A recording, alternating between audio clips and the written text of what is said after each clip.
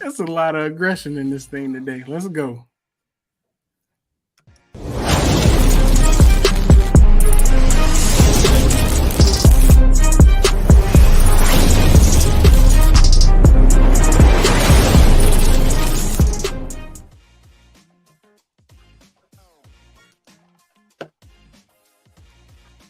And now, the time fight fans all across the globe have been waiting for.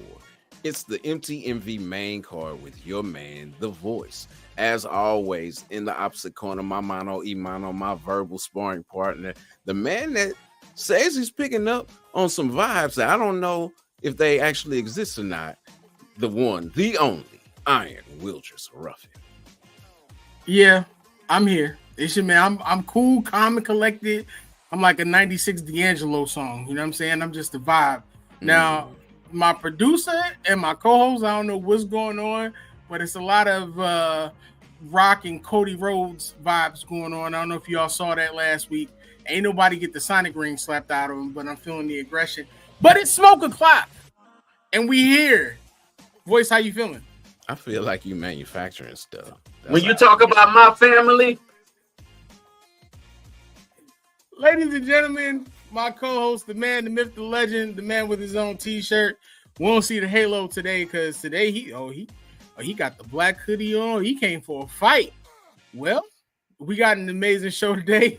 We got a couple championship bouts, some big news, and a lot of confusing things going on in boxing. So let's go ahead and get it started. Voyze, let's get into these KOs and low blows. Yes, sir.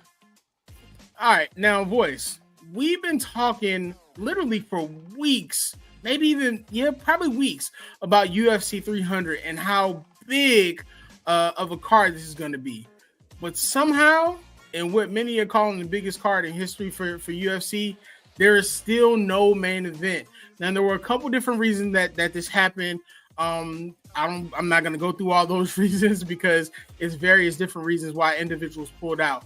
Some of the big names, though, Voyze, that are being thrown around have included Izzy, Leon Edwards, and even your man, Conor McGregor. So, Voyze, UFC 300, where are we going with this? And what are the best and most exciting options that are available and what realistically could happen?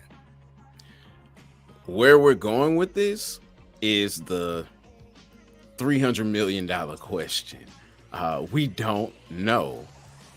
What will more than likely happen is that we'll see Leon Edwards and Bilal Muhammad, which is what the UFC does not want to do, which is the reason why we haven't heard anything. Conor's not fighting. He hasn't had enough time to get ready. They want him to fight now. He told them, no, put me in June. They really are trying to get Khamzat Chimaev. I saw that yesterday, but issues with, and he has issues fighting in the U.S. He's been fighting in Abu Dhabi and places like that where he is a bigger star, but then he also doesn't have to worry about the visa issues. They tossed around DDP and Izzy. They tossed around, I forget, it was someone else linked to DDP as well. They want anything except for what they're probably going to get, which is Leon versus Bilal. So, Voyze, if Leon versus Bilal happened with all the major bouts already on the card, does that get bumped down and something else gets bumped up, or does that end up being the main event for UFC 300? No, that's what we're waiting on. We're waiting on the headlining fight. That's what the holdup is. A bunch of other fights have been named. A bunch of other championship fights have been named, except for the main event. It'll be interesting to see what Dana comes up with. That's actually going to be in a couple weeks. I believe, April 12th or 13th? Somewhere around that time. So they still got over a month to figure it out. And it's not going to take them much to build up that anticipation, I'm sure. So that's going to be exciting to see. We'll definitely keep you all updated on anything that you hear, whether it's a corner talk, or whether it's here on KOs and low blows. Make sure that you stay tuned. Now, I don't know what it is about combat sports this week, boys, but everything is all over the place. So not only do we have the issue with UFC 300, But what is going on in boxing? It was a number of headlines this week, and we'll go ahead and get into them. One of your favorite fighters, Shakur Stevenson, he literally came out and said, hey, retirement's over. See you in June. There's been no fighters decided of who he's facing yet. There was Canelo's rumored announcement, which we'll allow you to get into in a moment. And Garcia and Haney, I don't know if it was a WWE promo or what, but even Bill Haney got into the fireworks that was shown over social media where the two fighters went at it in anticipation for their upcoming fight. And it just feels like they're just trying to sell that fight because it was a lot of wolf tickets out there. That's what the old heads used to say. There's a lot of wolf tickets shown because if you really wanted to throw them punches, you really would have made them happen. So, Voyze, tell us what's going on in boxing. Let's start first with Shakur. What are we making of this Shakur Stevenson announcement, if you will? Well, if you remember on the last episode of the main card, we talked about Shakur's possible retirement. As a matter of fact, we still have the information in the system about Shakur, or I should say we had it, or I just took it out. Either way it goes, I said boxing retirements generally don't last long. He's not the first one. And the crazy thing is he came out not too long after and said, yeah, I'm just retired until I find a fight that I really want. You're not retired. You're just waiting for a fight. You just throwing a fit. Like, I quit until I don't quit. Then I won't quit anymore. Then I come back. So, yeah, you retire all of maybe 7 days, which, again, fighting retirements, especially the first ones, generally don't last long. Fighters usually retire about 3 times before they're retired for real. So that's what I make of that.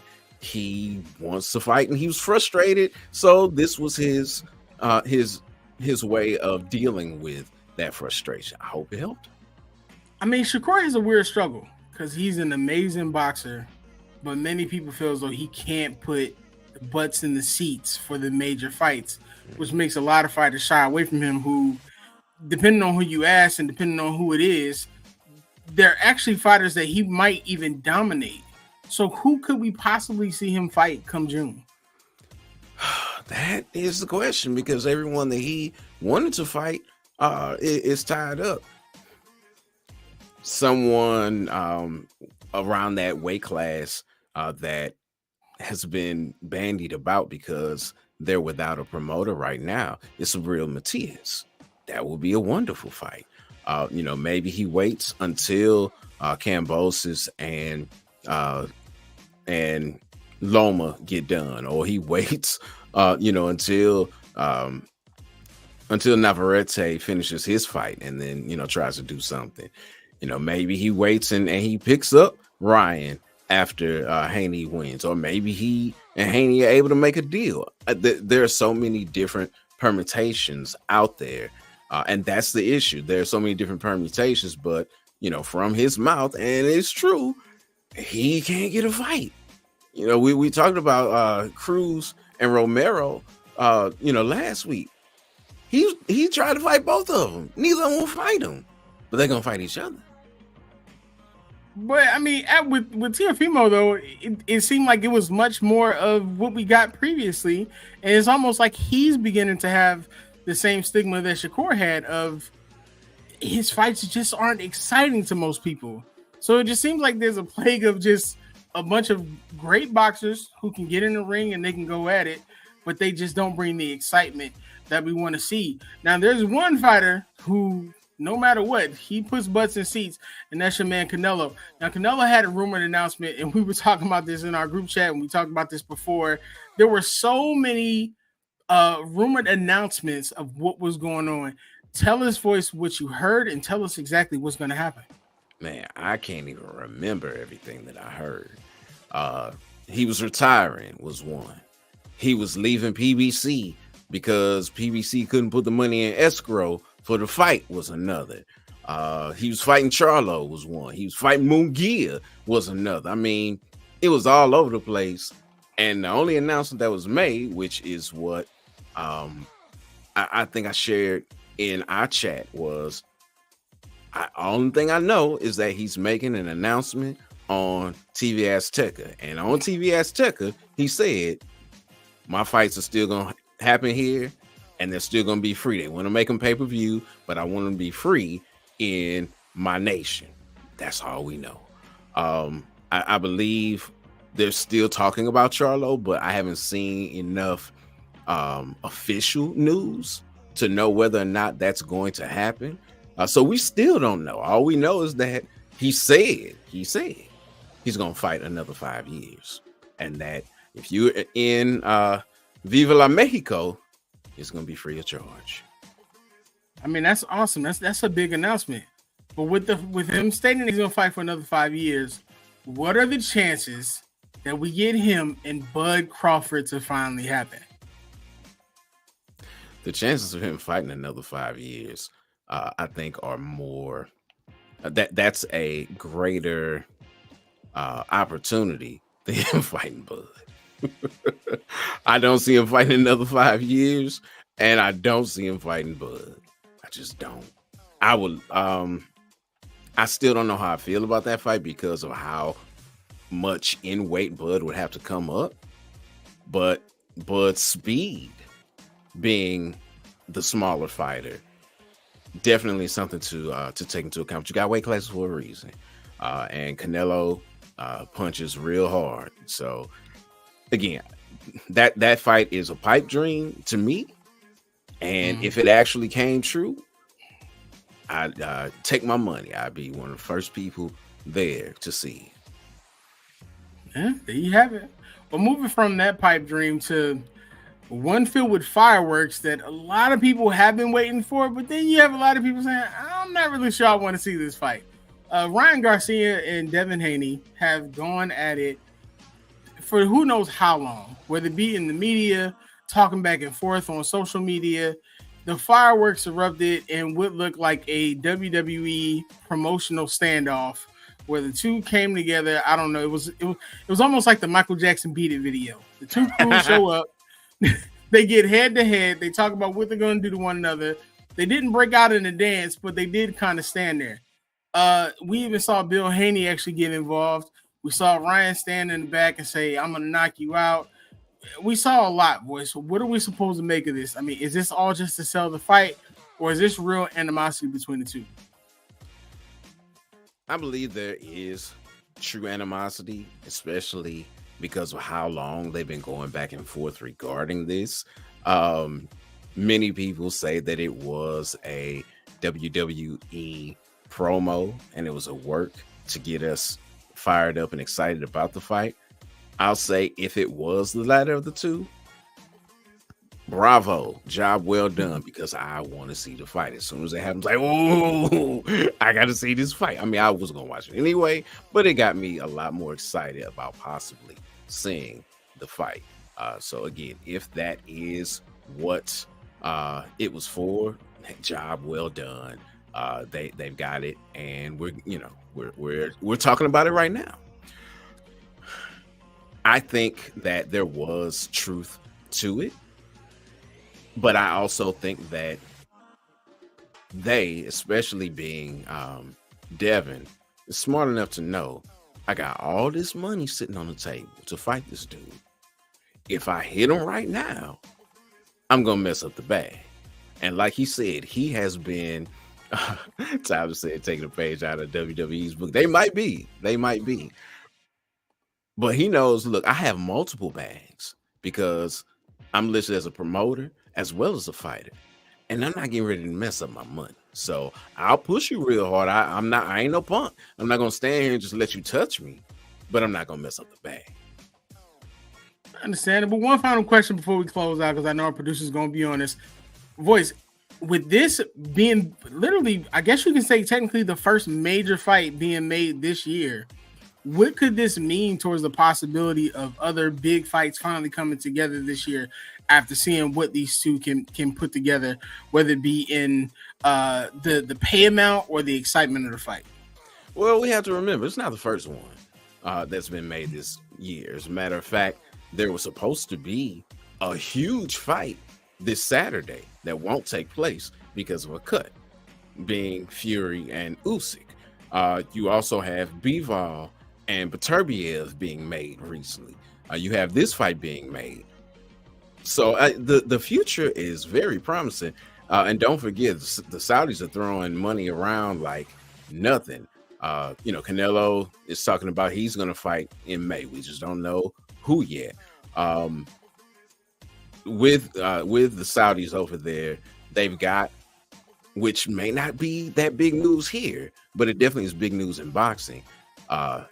Matchroom versus Queensberry 5-on-5 tournament in Saudi Arabia taking place. That's huge because that's something that boxing fans, especially across the pond, have wanted to see for a long time. So things are looking bright when it comes to fight sports.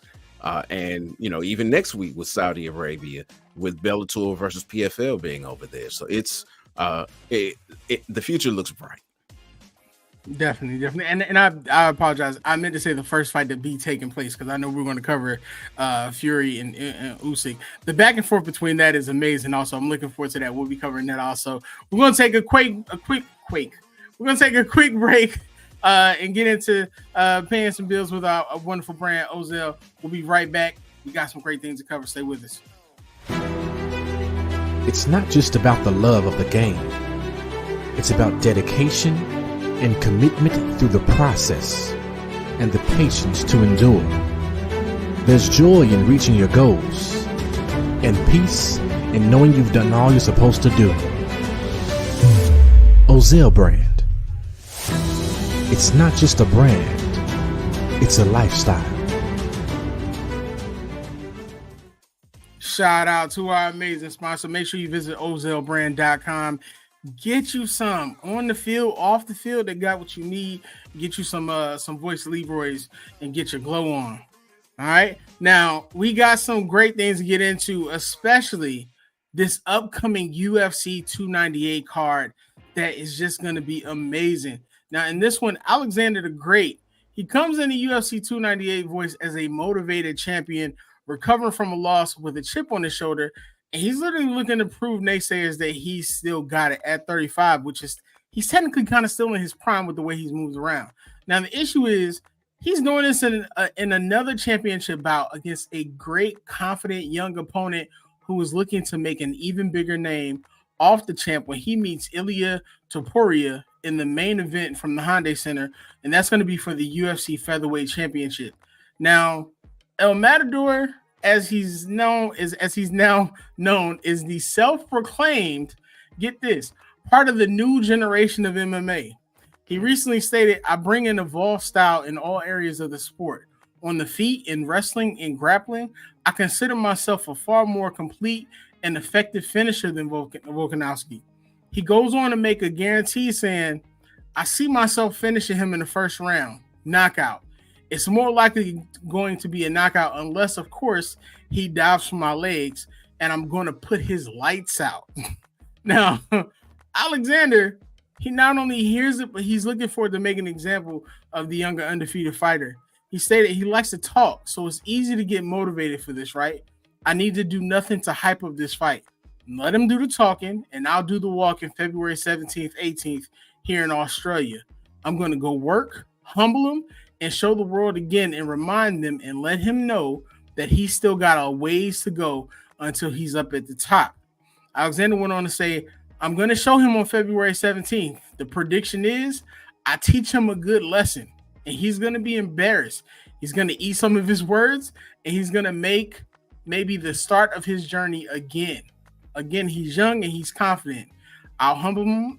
He'll bounce back, and he'll start again after this beating. I ain't gonna say that word. Round 2, I think he begins to crumble in the first. Now he went on to say, out of respect, he said it's not going to be an easy fight, but I think just how confident he is, he hasn't been able to prove that, and I prove that every time I step in the gym. I'm pushing myself to my limits, and I don't know if he does, and he doesn't act like it. So I'm going to push him, and I think I'm just going to crumble him. Voyze. Alexander Volkanovski is an amazing fighter. Granted, he's just come off this loss. At featherweight, he's undefeated. what do you make of the comments first from El Matador that he is the new generation of MMA, and Alexander who says, "Listen, my time is not up." So that really is the storyline behind this fight, is the confidence with which Topuria has been speaking. I forgot to add the image. I took a picture of the other day. On the man's Instagram, it says champion, not future champion, champion. And Volkanovski made a comment. He was like, look, you, your mama, your girlfriend, your daddy, somebody is gonna have to go in there and change that, because you, sir, are not the champion. You know, you're not the champion yet. But he has so much confidence, just brimming with confidence, as you should. And you think about it, he's a young man, 27 years old, in the prime of his life, physical prime as well, undefeated. So he's supposed to go into it like, oh yeah, I'm the champion already, because he's never tasted defeat. No one has been able to put up with what it is that he puts forth in the cage. This man started MMA training looking for somewhere in Spain when they moved there. His family moved there from Georgia, looking for somewhere to continue his Greco-Roman wrestling. So you know what that means. He got a Brazilian Jiu-Jitsu black belt, so you know how he gets down. The same way Gregory RoboCop Rodriguez gets down and got down in his last fight. He knocks nearly everybody out. Crazy. Absolutely crazy. But again, it's mixed martial arts, and the martial art you start with isn't always the one that you lean towards. If you develop some pop in your hands, you find out you can crack people, you kind of like knocking people out. So that's what he does. That's what he likes to do. Excellent head movement.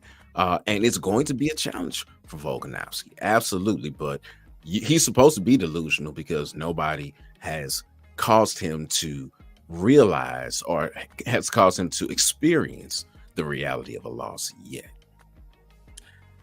I mean, it says a lot about the confidence of Ilya, but you have to understand, like I said, we talked about it. Volkanovski, he has those 3 losses, including that last loss to Makhachev, that was actually late last year. Yeah. But at 145, he is soundly undefeated, and he looks to stay that way. I think what's interesting is that El Matador comes in this at 14-0, and 8 of those are by submission. I just can't see that happen with Volkanovski. I'm hoping that it actually kind of goes the bout, because it would be great to just have something that could potentially be fight of the year, and that feels like that's what's happening here. Yeah, I believe that, or I should say, one thing that Volkanovski has said, which is true, he has the more well-rounded, or I should say, he's displayed the more well-rounded game. We haven't seen Topuria really need to be as well-rounded because of the way that he's been beating everyone. Even in his last fight against Josh Emmett, who's an excellent striker, they went the distance and it stayed, on the feet. Josh Emmett is an excellent wrestler too, but like Topuria and so many others, he fell in love with his hands, and that's how things happen. Volkanovski can jab you to death. He's got the reach advantage. He's excellent on top. He has great ground game. He has shown his well-roundedness. Ilya Topuria, unless he just catches him, is going to have to show us how well-rounded he actually is, because Volk is going to put him to the test. I mean, he definitely showed it in that bout against Yair Rodriguez, which I think is where he unified the featherweight title. And he called him into the ring to give him a chance, and Ilya did not. He did not back away from the moment, so that's going to be exciting. Make sure you tune in. That's going to be UFC 298 live from the Honda Center. Voyze is going to be giving you play-by-play and the spicy takes on that. Now, Voyze, it's going to be an amazing weekend, because something else happens. Now, what happens, Voyze, when you mix a supernova in ice water in one of the world's most iconic venues.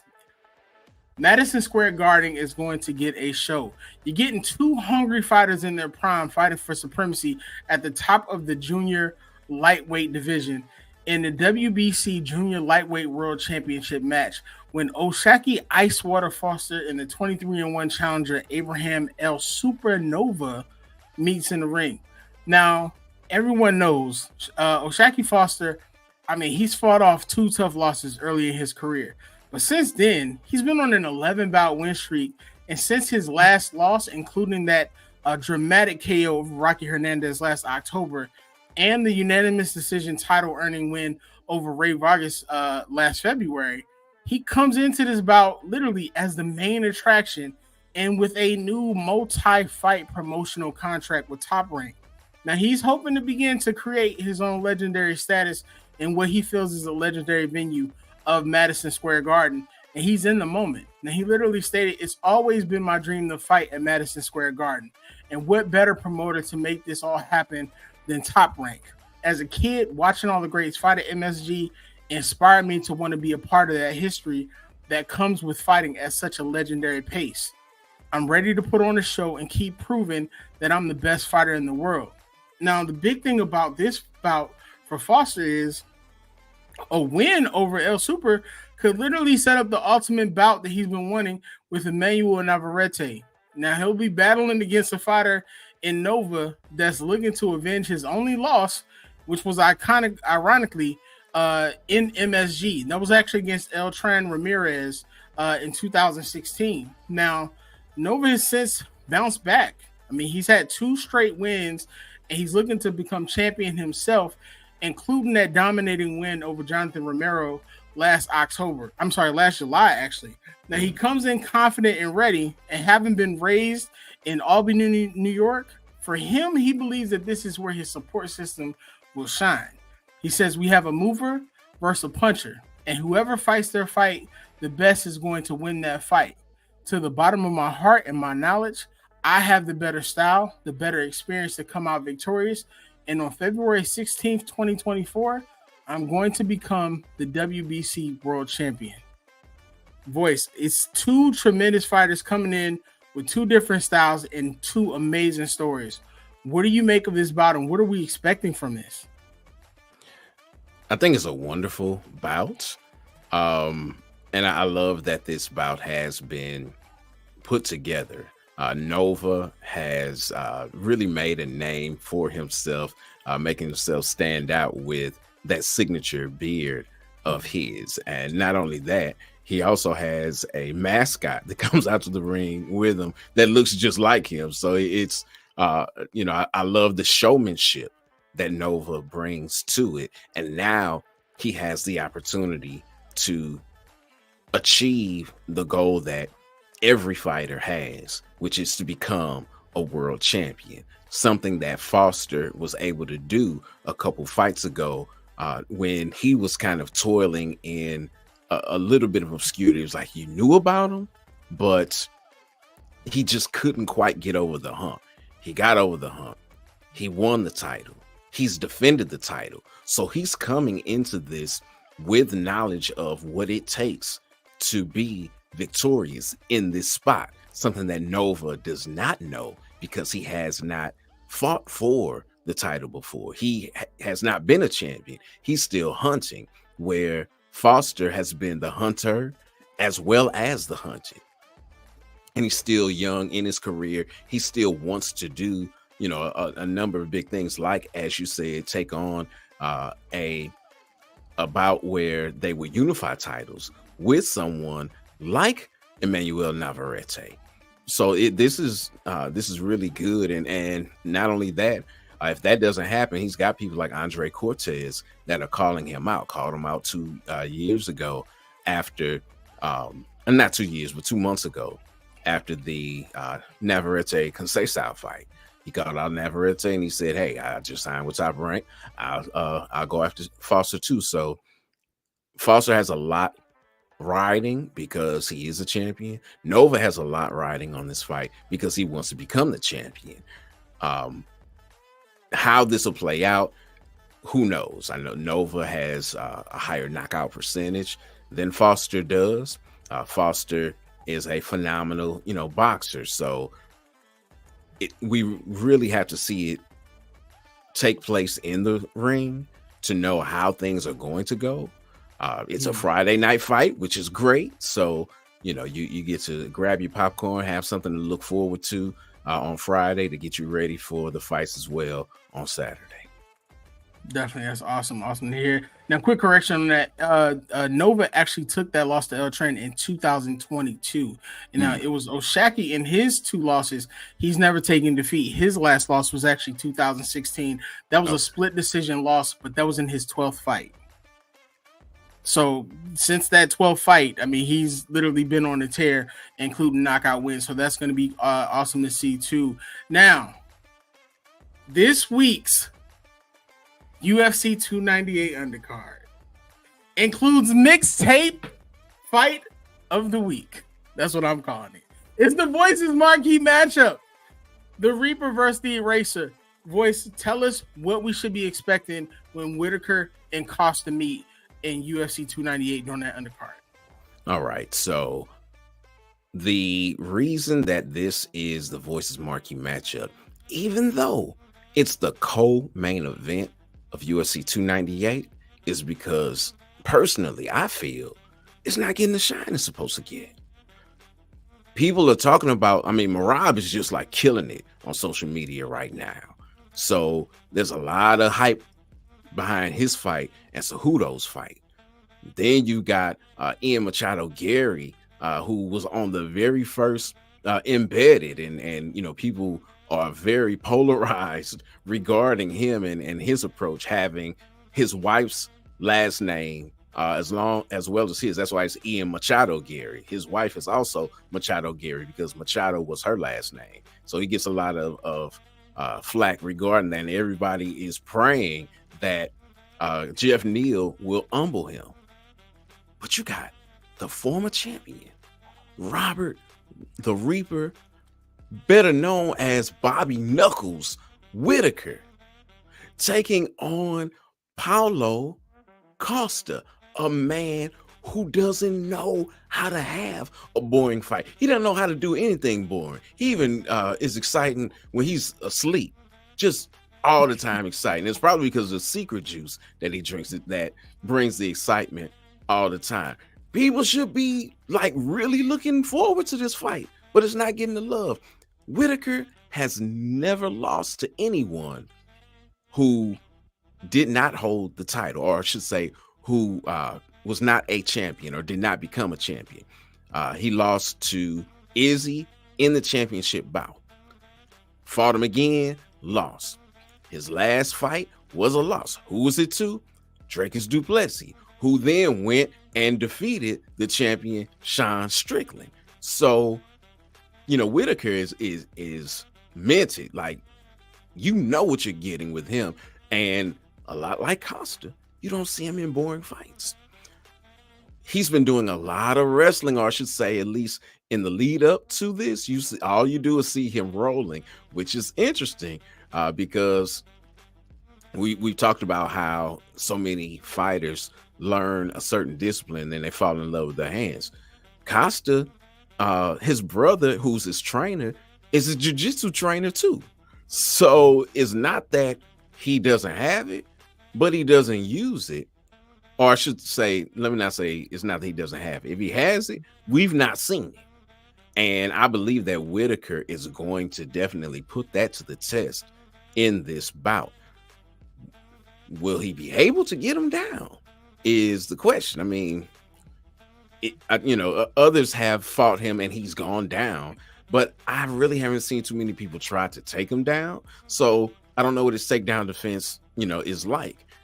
And with him knowing these different things, I'm sure his team is watching everything just like I'm watching it. Is he preparing for an uppercut, on that shot? You just don't know. All I know is that these two men bring it every single time they are in the cage. And that is why this is the Voyze's marquee matchup. Man, Maybe you want to run through a wall after that one, boys. And that's definitely going to be exciting. I think it's going to be great for Costa because it's a great measurement. Like you said, Whitaker not only has that championship pedigree, having been middleweight champion, but those last two losses that he took, they were not slouch losses. And Costas, of course, is coming off that fight of the night win recently. I think that was actually a couple months ago. So that's going to be great. Also, that's UFC 298. That is going to be an amazing, amazing card during an amazing weekend, but I'm sure that there are other fights that Voyze wants to tell us about. So, Voyze, give us your thoughts on your final fights. Well, I shared about those in the lead up to the Voyze's Marquee matchup. One last thing that I want to say about the Marquee matchup that I didn't say is what you mentioned as far as Costa being in the fight of the night. Somebody is either getting knocked out in that fight or it's going to be a contender for the fight of the night, because that's how they get down. But we talked about the fact that Ian Machado Gary is taking on Jeff Neal and how tense that is. We talked a bit about Henry Cejudo coming to the cage for the first time without Captain Eric Albarracin with him. He switched up camps. The machine, Marab, he grabbed him, was like, this is my coach now. He's going to come and tell me everything about Henry and how I can beat him. And Eric was like, no, I'm not doing that. It's like, he's still my boy. I'm just not coaching him. You know, but Marab is a machine, literally a machine. He breaks everyone with his cardio. It's only, what's up, Times? Right on. It's only 3 rounds, though. So how is the aging Cejudo, you know, does that play to his advantage, because it's not a 5-round fight? There's so many different aspects of the fights on the score, and you got the main event. So yeah, UFC 298 is on paper going to be a phenomenal card. Awesome. Thanks for that, Voyze. That's going to be your amazing fight weekend. There's so many things to look forward to, so many bouts that you can watch. Make sure you're following the Voyze on Twitter, X, whatever you call it here, for those spicy takes and those updates. Make sure you're checking Instagram, TikTok, any other social media where you follow the main card in MTMV Sports in general. If you are not following MTMV Sports, what are you doing? We are you. We are the fans. We just putting in the extra work to give you that knowledge before you go into the weekend to view it. We got everything you need. Football, basketball, combat sports, not the same. We got college football. We have everything that you need and want. Make sure that you like, share, and subscribe. And you could take us everywhere. If you can't see these handsome faces, go to your favorite podcast streamer and just click the like. That's all we need to do. Just subscribe. You know you want to. What you waiting for? It's like that. Those old college commercials. You're sitting around, you're doing nothing. Just go ahead and sign up. Thank you all for joining every Tuesday, 7:15. Yeah, we got started a little late this week. Shout out to the producer. It's Smoke O'Clock. My fault. Thank you for joining. Voyze, give us your final words and take us out, boss. Until next time, fight the good fight. What's good, everybody? Oh, by the way, since he came back, there is a new app on Android. So you can download that app for MTMVPN, I believe is the app as well. Make sure that you subscribe on Spotify. There you can see our handsome faces because the video of the show is there along with the audio. What's good, everybody? It's your man, the myth, the legend, the Voyze. Thanks so much for tuning into this show on MTMV Sports Network. For more exciting content just like this, subscribe, like,